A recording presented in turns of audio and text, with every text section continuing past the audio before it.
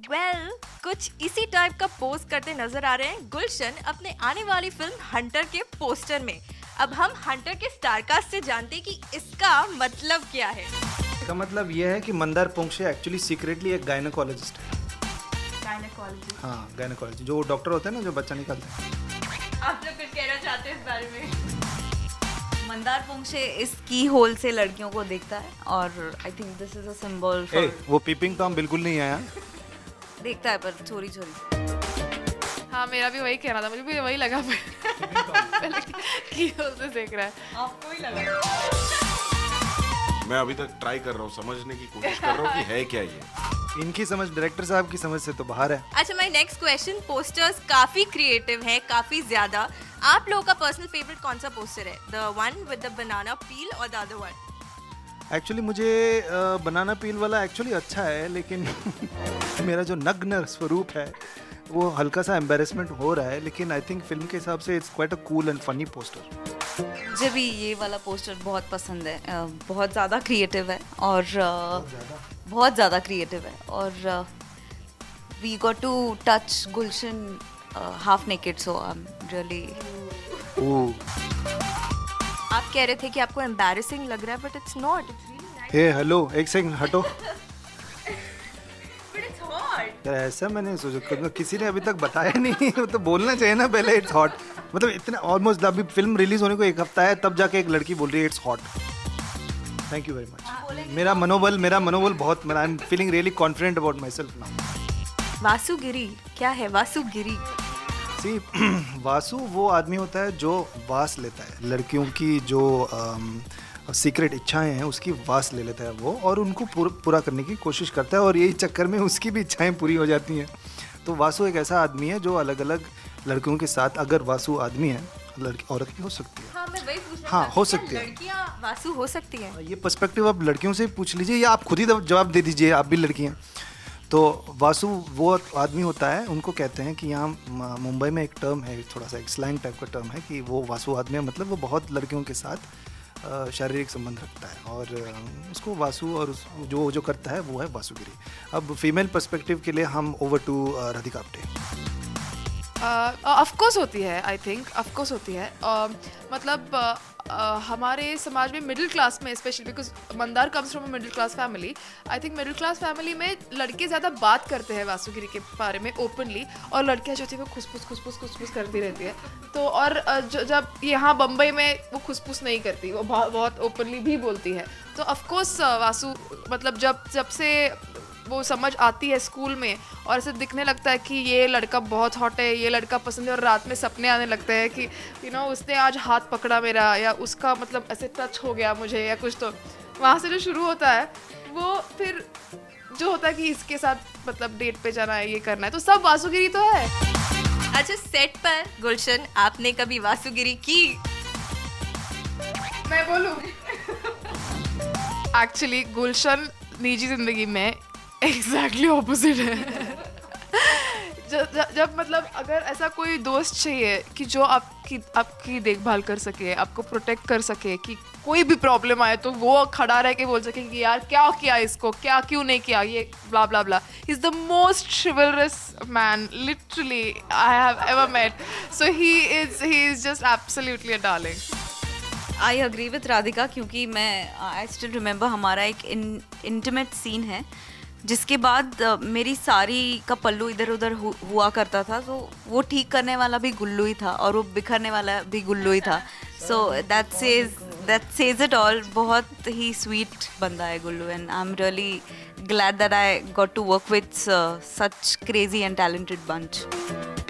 Gulshan is a really sweet guy actually, and I have been working with him for a lot.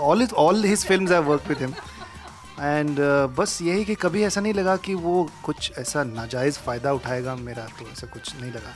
So we've always had a really healthy and very professional relationship. I love working with Gulshan Devaya. अब तो दो लड़कियां आपकी इतनी तारीफ कर रही है, मतलब लड़कियां जल्दी किसी लड़कियां तारीफ नहीं करती हैं, आपको तो इतनी सारी तारीफें मिल रही हैं। मैं तो खुद भी अपनी तारीफ कर रहा हूँ ना। नहीं, वो तो you're being modest, you know, आप I am really, I am, यार मैं इतना मॉडेस्ट हूँ क्या बताऊँ, मॉडेस्टी के बारे में मेरी बात रुकती नहीं है। चल मतलब एक बार मैंने अपनी मॉडेस्टी के बारे में बात करना शुरू किया तो फिर रुकने का नाम ही नहीं लेता, मैं इतना मॉडेस्ट हूँ। इससे पहले भी लाइक हेट स्टोरी हो या फिर शैतान हो, आपका कैरेक्टर समवॉट ऐसा ही रहा है, लाइक अ कैसनोवा टाइप। तो क्या आपको लगता है आपका लुक्स आपको ऐसे रोल्स करने में हेल्प कर रहा है या ऐसे रोल्स आपको आपके लुक्स के लिए मिल रहे हैं? ये तो लुक्स में ही परेशानी वाली बात होगी ना। तो he thought I was too good looking, I don't know why but he thought, thank you very much. यहाँ पर भी मेरा मतलब कॉन्फिडेंस थोड़ा बढ़ा, तो आई थिंक या थोड़ा बढ़ा तो नहीं, लेकिन हेट स्टोरी वो कैसे ना, वो अलग किस्म के रोल्स थे और वहाँ पे वो मैं नहीं मानता जो आप कह रही, मैं नहीं मानता जो आपका जो डिस्क्रिप्शन है वो बराबर नहीं है। So how much do you relate yourself with this character, Mandar Ponkshe?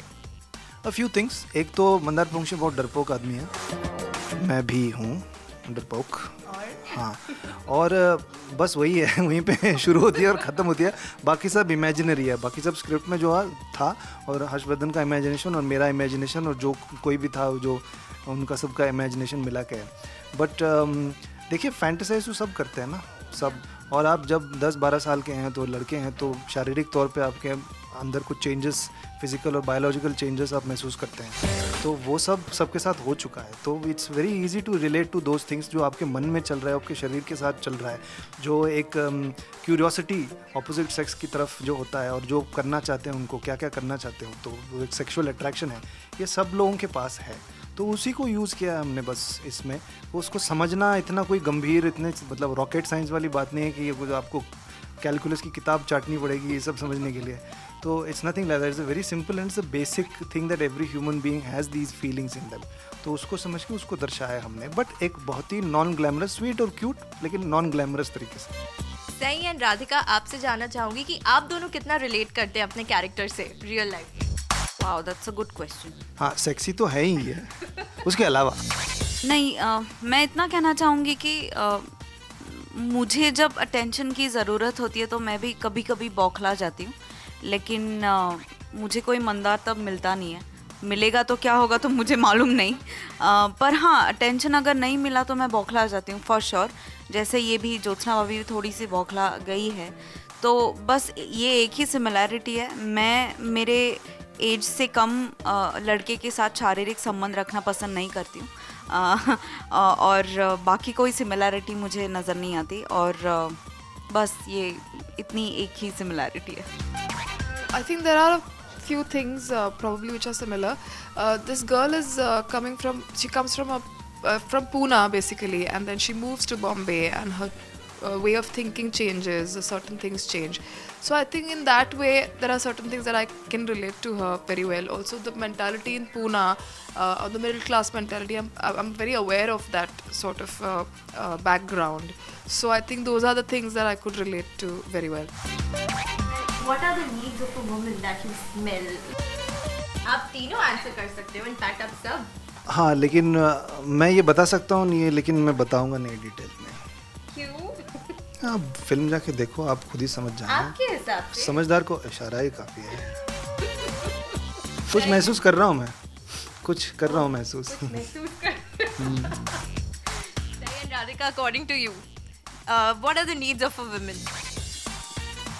Lots of affection, attention, shopping sex, lots of shopping, independence, space, everything। मतलब जो एक ह्यूमन बीइंग की नीड्स होनी चाहिए वही एक औरत की भी नीड्स होते हैं, ऐसा मुझे लगता है। I think every human being's need is different, yeah. So I can't generalize and tell you what women need. But this film is from Mandar Pongshe's perspective. So that's why what he thinks women need is in the film, I think. So once you go watch it, you will know what he thinks and what happens to what he thinks. And one more thing, आप like trailer में ऐसे सुना है कि you should always go for the second best. So how much do you relate to this? Second best के लिए ही क्यों जाना चाहिए? मेरी बीवी को मिले हो कभी आप? वो फर्स्ट बेस्ट टाइप की लड़की है जो पट गई गलती से, पता नहीं कैसे। हाँ, लेकिन ये तो बाद में पता चला, ये नुस्खा पिक्चर करते हुए स्क्रिप्ट में हर्षवर्धन कुलकर्णी साहब ने एक डायलॉग दिया ऐसे, जो वो मैं भी नहीं कहता हूँ। हाँ, तो हाँ, मैं सबसे शायद इनका तजुर्बा है या कुछ और भी हो सकता है, इनसे जानते हैं। हाँ, ये मैथ्स है ना, प्रोबेबिलिटी है कि भैया अगर आप टॉप के ऊपर जाते हो तो everybody is going for that, the chances are a little less. और प्लस अगर आप अंडर कॉन्फिडेंट हो and you really read yourself realistically, और अगर है कि सच्चाई कि नहीं यार हम तो ऐसे नहीं है स्टार्ट वर्ड ये वो सब, so it's better to go for the second best. जल्दी थोड़ा सा चांसेस बेटर हो जाते हैं और कुछ नहीं। तो थोड़ा सा कॉमन सेंस, लॉजिक और वो सब है। एक लास्ट डाउट था मन में, ये हंटर 303 क्या है? Y 303? 303 is a caliber of bullet that you put in a rifle. 303 actually बहुत अभी भी कहीं कुछ जगह पे it's a British issue, तो it's a caliber, so it's like a bullet। तो एक थोड़ा सा एक एनालॉजी यहाँ पे जो समझदार को इशारा ही काफ़ी है। Well, this was the fabulous and wonderful Starcast and the director of Hunter with me, with cameraman Paresh Rawat. This is Prerna for Bollywood Now.